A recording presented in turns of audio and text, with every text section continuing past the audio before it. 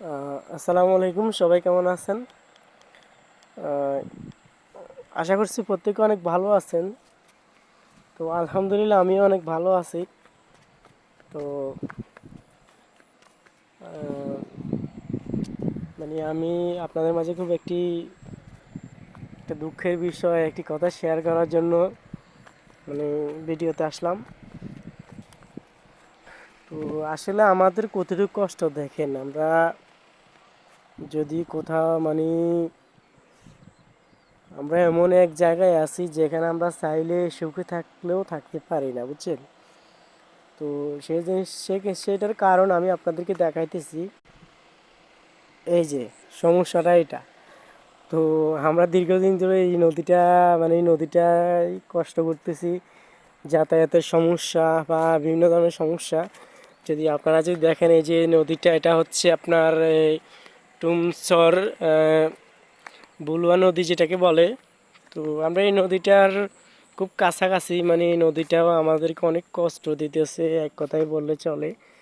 কারণ এই নদীটা উম, আমরা যাতায়াতে খুব সমস্যা। যেমন আমি এখানে অনেকক্ষণ দাঁড়িয়ে আছি, আমি যেতে পারতেছি না যে এই নৌকাটা করে এই পাশ থেকে ওই পাশে পার হবে। হ্যাঁ, কিন্তু নৌকা কে নেবে বা কে করতেছে সেটাও জানি না।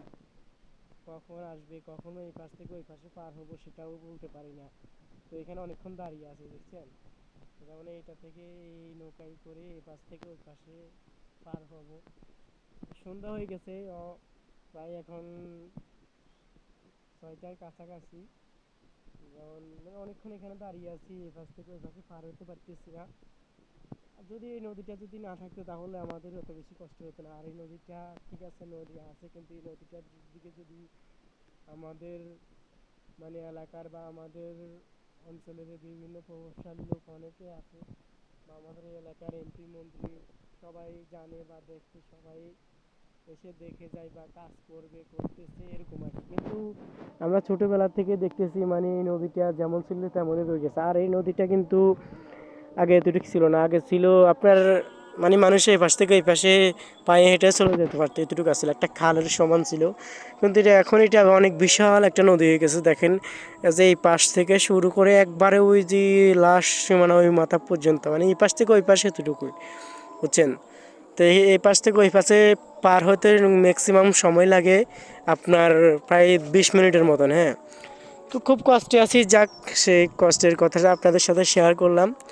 তো ভিডিওটি ভালো লাগলে আমার চ্যানেলটি সাবস্ক্রাইব করে আমার পাশে থাকবেন। আর ভিডিওটি ভালো লাগলে একটি